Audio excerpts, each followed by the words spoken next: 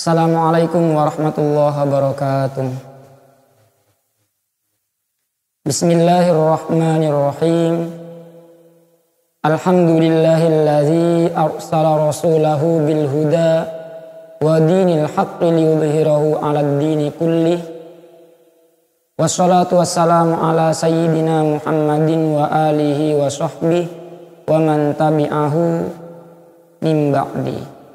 Fa inna asdaqal hadithi kitabullah wa khairal hadi hadiyu sayyidina Muhammadin sallallahu alaihi wasallam wa syarrul umuri muhdatsatuha wa kullu bid'atin dhalalah wa kullu dhalalatin finnar. Allahumma inni a'udzubika an adilla au udalla au azilla au uzalla au adlima au udlama au ajhala au yujhala alayya.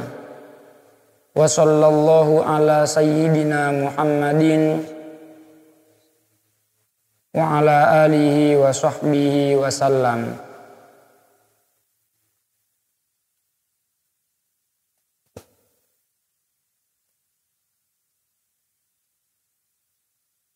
Ilal musannifil imamil musannifi samahatil ustad al-imam asy-syekh Muhammad at-Thahir ibni Ashur nafa'anallahu bihi wa ulumihi wa anwarihi wa asrarihi wa asrari sairis sholihin wa antaqala bihadhil munasabah ila fadhailil masjidil haram. Wa antaqala, dan kemudian Al-Quran berpindah pembahasan bihadhil munasabati, dengan munasabah ini, dengan pembahasan yang relevan di atas, yaitu pembahasan tentang Bani Israel, Yahudi dan Nasrani. Al-Quran beralih pembahasan ila fadhailil masjidil harami, tentang kepada pembahasan tentang keutamaan Masjidil Haram. Wa banihi, dan nabi yang membangun Masjidil Haram, yaitu Nabi Ibrahim alaihissalam. Wa da'watihi li dzurriyyatihi bil huda, wa da'watihi, dan dakwah Nabi Ibrahim, ajakan Nabi Ibrahim li dzurriyyatihi, kepada keturunan beliau, mengajak mereka bil huda, untuk hidayah, untuk menerima hidayah Islam. Wal ihtirazi an ijabatiha fil ladzina kafaru minhum. Wal ihtirazi, dan menjauhkan diri, menjaga diri, an ijabatiha, dari merespon ajakan-ajakan dakwah, fil ladzina kafaru minhum, dari orang-orang yang kafir. Wa anal islama ala asasi millati Ibrahim wa huwa tauhidu, dan juga pembahasan tentang bahwa sesungguhnya Islam itu, maksudnya Islam secara umum, secara keseluruhan, Islam yang diajarkan oleh semua para nabi, dari Nabi Adam sampai Nabi Muhammad SAW. Islam itu ala asasi millati Ibrahim, adalah dibangun di atas pondasi agama Nabi Ibrahim, wa huwa at-tauhidu, yaitu tauhid, mengesahkan Allah Subhanahu wa taala, meyakini hanya ada satu Tuhan, tauhid. Wa annal yahudiyata wan nasraniyata laisata millata Ibrahim. Wa annal yahudiyata, dan sungguhnya Yahudi, wan nasraniyata, dan Nasrani, laisata millata Ibrahim, keduanya tidaklah mengikuti ajaran Nabi Ibrahim alaihissalam. Di dalam Al-Quran, terutama dalam surat Al-Baqarah ini, banyak sekali ayat-ayat yang mengungkapkan bahwa bangsa Yahudi dan umat Nasrani, seringkali keduanya mengaku sebagai penganut agama Nabi Ibrahim. Keduanya seringkali mengaku sebagai pengikut ajaran Nabi Ibrahim alaihissalam. Tetapi kenyataannya, berdasarkan fakta yang ada, berdasarkan sikap dan tingkah laku mereka, baik bangsa Yahudi maupun umat Nasrani, sama sekali tidak mencerminkan ajaran Nabi Ibrahim alaihissalam. sama sekali tidak mencerminkan ajaran tauhid. Wa anna min dzalika ar-ruju'a ila istiqbalil ka'bati iddakharahu Allahu lil muslimina ayatan ala anal islama huwal qa'imu ala asasil hanifiyyati. Wa anna min dzalika, dan ialah termasuk dari pembahasan ini, pembahasan dalam rangkaian ayat-ayat ini, ar-ruju'a, adapun tentang kembali, pembahasan tentang perintah untuk kembali ila istiqbalil ka'bati, untuk menghadap Ka'bah.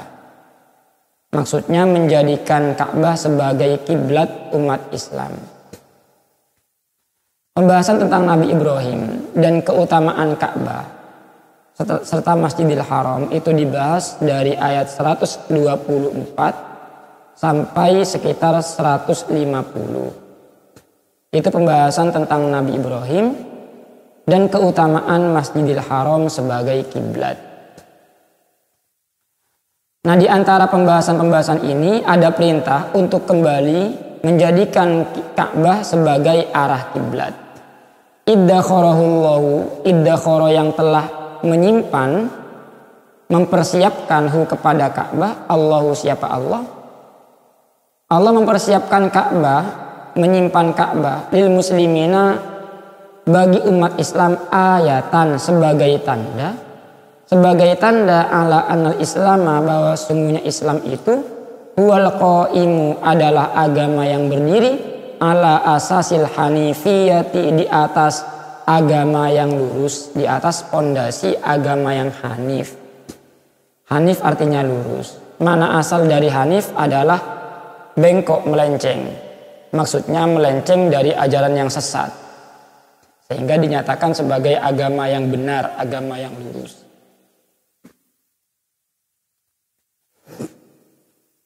Wa dzikra sya'airillahi bimakkata, dan juga menyebutkan tentang simbol-simbol Allah, simbol-simbol agama Allah, syiar-syiar agama Allah bimakkata, yang terdapat di Mekah.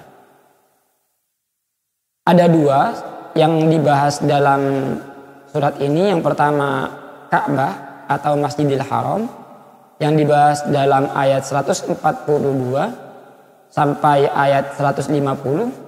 Kemudian juga Sofa dan Marwah, Bukit Sofa dan Marwah dibahas di ayat 158. Wa ibkata ahlil kitabi, dan juga membahas tentang ibkata ahlil kitabi, membungkam ahli kitab fi ta'nihim, dalam penghinaan mereka, membungkam penghinaan mereka, celaan mereka, penghinaan mereka ala tahwil qiblati, atas perintah peralihan kiblat. Pada awalnya, di awal dakwah Islam, umat Islam diperintahkan untuk sholat menghadap Baitul Maqdis. Setelah Nabi hijrah sekitar 1,5 tahun, umat Islam sholat menghadap Baitul Maqdis atau Masjidil Aqsa di Palestina. Kemudian turunlah ayat perintah untuk mengalihkan kiblat ke arah Ka'bah atau ke arah Masjidil Haram. Qad nara taqalluba wajhika fis sama' falanuwalliyannaka qiblatan tardaha. Fawalli wajhaka syatrul Masjidil Haram. Fawalli, arahkanlah wajhaka, wajahmu, syatrul Masjidil Haram, ke arah Masjidil Haram atau Ka'bah. Ketika Allah memerintahkan umat Islam untuk mengalihkan kiblat ke Ka'bah dan meninggalkan Masjidil Aqsa, meninggalkan Baitul Maqdis sebagai kiblat, orang-orang Yahudi, ahli kitab, semua mencela umat Islam, mencela ajaran Nabi Muhammad SAW. Mereka mempertanyakan kenapa umat Islam memindahkan kiblat mereka. Itu kan disebutkan di awal juz 2. Sayaqulu sufaha'u ma wallahum an qiblatihimul lati kanu 'alaiha. Mereka berkata, apa yang membuat mereka berpaling membuat umat Islam berpaling dari kiblat sebelumnya, yaitu Baitul Maqdis. Nah, itu adalah cemoohan mereka kepada umat Islam. Wa anal inayata bi tazkiyatin nufusi ajdaru minal inayati bi istiqbalil jihati. Dan juga pembahasan tentang anal inayata, bahwa sungguhnya memperhatikan, memberikan perhatian bi tazkiyatin nufusi untuk menyucikan jiwa, membersihkan jiwa dari ajaran-ajaran yang sesat, membersihkan jiwa dari keyakinan-keyakinan yang musyrik, keyakinan-keyakinan syirik, menyekutukan Allah, membersihkan hati dari akhlak-akhlak yang tercela. Ajdaru, itu adalah lebih penting minal inayati, daripada memperhatikan, daripada memberikan perhatian bistiqbalil jihati, terhadap masalah arah kiblat. Memberikan perhatian dalam hidup ini, memberikan perhatian fokus untuk membersihkan hati, membersihkan jiwa dari hal-hal yang kotor, dari perbuatan yang kotor, dari keyakinan yang kotor. Itu lebih penting daripada mempermasalahkan kiblat. Kenapa kok dari barat menghadap ke timur? Itu enggak penting. Kenapa kok meninggalkan Baitul Maqdis, kok menghadap ke Ka'bah? Itu tidak penting. Ini lebih penting untuk memperhatikan pembersihan hati, proses pembersihan hati. Masalah menghadap kiblat itu semata-mata adalah perintah Allah Subhanahu wa taala. Atau mau dibahasakan, menghadap kiblat itu penting, tetapi lebih penting lagi fokus untuk masalah membersihkan hati. Laisal birra an tuwallu wujuhakum qibalal masyriqi wal maghrib. Ini surat Al-Baqarah ayat 177. Laisal birra, bukanlah suatu kebaikan, an tuwallu, kalian menghadapkan wujuhakum, wajah-wajah kalian, qibalal masyriqi wal maghribi, ke arah timur atau barat. Masalah kiblat, masalah kemana kita akan sholat menghadap, kemana kita akan menghadap dalam ibadah, itu bukanlah sesuatu yang bernilai kebaikan, itu hanya perintah. Walakinnal birra man amana billahi wal yaumil akhir wal malaikati wal kitabi wan nabiyyin wa atal mala ala hubbihi dzawil qurba wal yatama wal masakin wa ibnas sabili was sa'ilina wa fir riqab wa aqamas sholata wa ataz zakah ila akhiril ayat. Menghadapkan wajah ke arah timur ataupun barat itu bukan suatu tidaklah bernilai kebaikan. Kebaikan itu adalah iman kepada Allah dan hari akhir. Kemudian bersedekah, berderma, mendermakan sebagian harta kepada orang yang membutuhkan, kepada sanak saudara. Kemudian melaksanakan sholat, menunaikan zakat. Itulah kebaikan yang harus mendapatkan perhatian.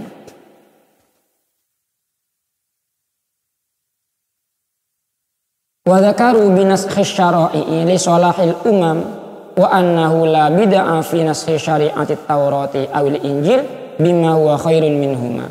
Wa dzakaru, dan ulama juga memperbincangkan bi naskhi syara'i, tentang terjadinya naskhu syara'i, menasah syariat-syariat umat terdahulu.